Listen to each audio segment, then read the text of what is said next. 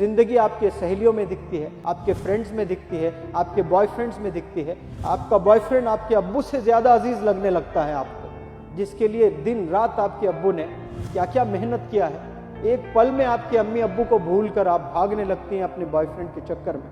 कितने तकलीफ से माँ ने आपको इंट्रोड्यूस किया इस वर्ल्ड को, जो 200 बोन्स एक दफा टूट जाते हैं, जो तकलीफ होती है वो तकलीफ से आपको माँ ने पैदा किया। और कोई एक लड़का जो आपको ऐसे ही बातों में आपको फंसा दिया, उसको छोड़कर आप फरार घर से। यहाँ जितने बच्चे बैठे हैं, जितने यंगस्टर्स बैठे हैं, आप लोग आज डिसाइड करें, आज की तारीख, इस पल आपने डिसाइड करना है कि मैं मेरे अब्बू का हीरो बनूंगा, चैंपियन बनूंगा। मेरी अम्मी का मैं लाल हूं, मुझे पता है, लेकिन मैंने वो अचीवमेंट्स, वो अकम्पलिशमेंट्स मैंने नहीं दिए हैं, मैं वो दूंगा। जिंदगी में अभी अचीव करके दिखाइए। आपके पेरेंट्स के कुछ ड्रीम्स हैं। जेब में 1 रुपया नहीं हुआ करता था, ऐसे बुरे हालात से गुजरे हम लोग। मेरे वालिद हॉस्पिटल में हर हालत में, जब भी बीमार होते, जब भी कोई हार्ट का प्रॉब्लम या पैरालिसिस का या कुछ भी प्रॉब्लम होता था, मल्टीपल प्रॉब्लम्स थे, एक नहीं, सीधे गांव से पहले लाकर कॉर्पोरेट हॉस्पिटल में रख देता था मैं। उसके बाद न जाने कितने घरों में जा जाकर पैसे लेता था मैं, उनसे 5, इनसे 10, उनसे 5, उनसे 10। आज मेरे पास इलाज कराने के लिए पैसे हैं, लेकिन अब्बू नहीं है, क्योंकि लेट मैंने पैसे बनाए।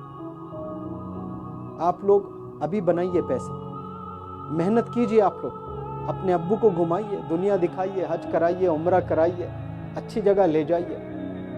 कई दफा मैं गांव से शहर मेरे अब्बू को इलाज कराने ले आता, तो एक दफा 2 व्हीलर पे बिठा कर ले जा रहा हूं, तो मेरे वालिद एथलीट जबरदस्त थे, बहुत एक्सरसाइज करते थे। 2 घंटे एक्सरसाइज, 10 किलोमीटर भागकर, 13-15 रोटी खाकर फिर वो अपने हॉस्पिटल के लिए ड्यूटी पे जाया करते थे, ये मेरी दादी कहती थी। और जब मैं हैदराबाद को ले आया, 2 व्हीलर पर ले जा रहा हूँ, तो मैकडॉनल्ड्स तो नहीं, वैसा ही कोई पिक एंड मूव करके KFC जैसा बहुत ज़बरदस्त हैदराबाद में एक रेस्टोरेंट टाइप में था, जो ग्लासेस के साथ सब दिख रहा था। तो वो शायद अब्बू को खाना था, मुझसे पूछे कि यहाँ क्या मिलता बेटा करके। और मेरे जेब में पैसे नहीं थे, तो इतनी तकलीफ हुई है मुझे कि आज मेरे पास मेरे अब्बू के लिए 50 रुपये नहीं है। शायद उनको भूख लग रही थी होगी, वो पूछे मुझसे कि इस होटल में यहाँ क्या मिलता है। और मेरे पास एक जवान लड़का, 25 साल का जवान लड़का, उसके जेब में 4 आने नहीं है। बताओ कितनी तकलीफ होती होगी उस लड़के को, जिसके जेब में पैसे नहीं है। और वो उम्र में आपको सेटल होना होता है, मेहनत करके कामयाब होना होता है उस उम्र में। आज हमारे जेब में कुछ नहीं होता है, सिवाय हीरो हीरोइंस के चर्चे, और कुछ नहीं है हमारे पास में। कितनी तकलीफ से गुजरा हूँगा मैं, जब मेरे पास में 25 रुपए में शायद उस वक्त में बर्गर आया करता था होगा, मेरे जेब में 25 नहीं थे। मेरा दिल करता था कि काश मेरे पास 25 रुपए हो, मैं मेरे अब्बू को बर्गर खिलाऊं। एक दिन स्लम में गया पढ़ाने के लिए,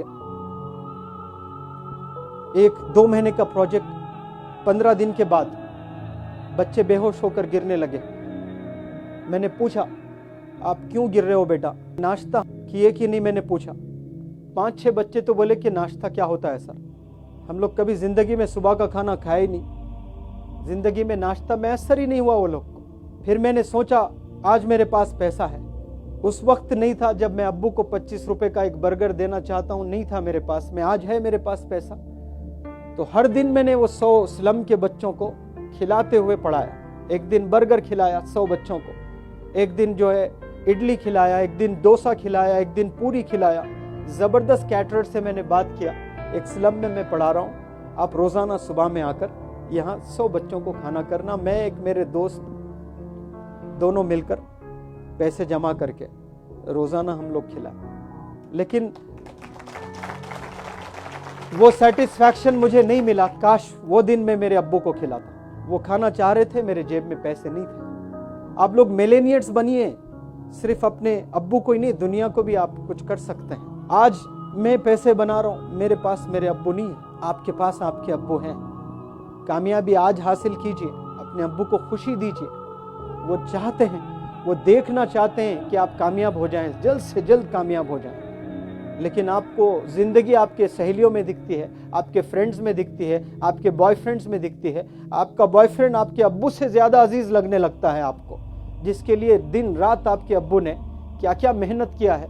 एक पल में आपके अम्मी अब्बू को भूल कर आप भागने लगती हैं अपने बॉयफ्रेंड के चक्कर में।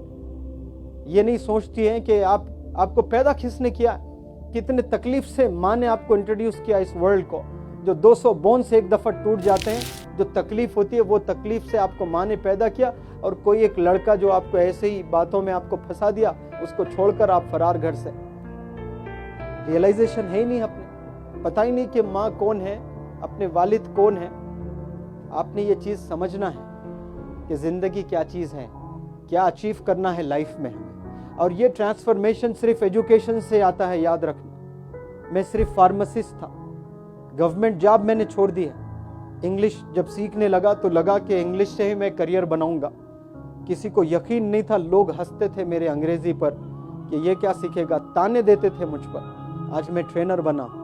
तो मेहनत करना है, कंसिस्टेंसी के साथ आपको आगे बढ़ना है लाइफ में। और इल्म ही एक ऐसी चीज है जिससे आपको इज्जत भी मिलती है, शोहरत भी मिलती है और पैसा भी मिलता है। एजुकेशन का दौर है, ये पढ़ने का दौर है, ये इल्म का दौर है। ये वक्त अपने आप में लगा दीजिए अपनी जिंदगी।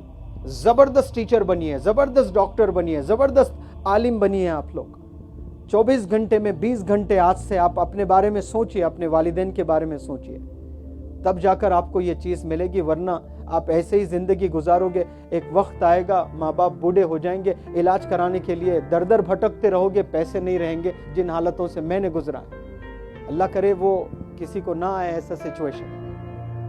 तो हमें मेहनत करना है।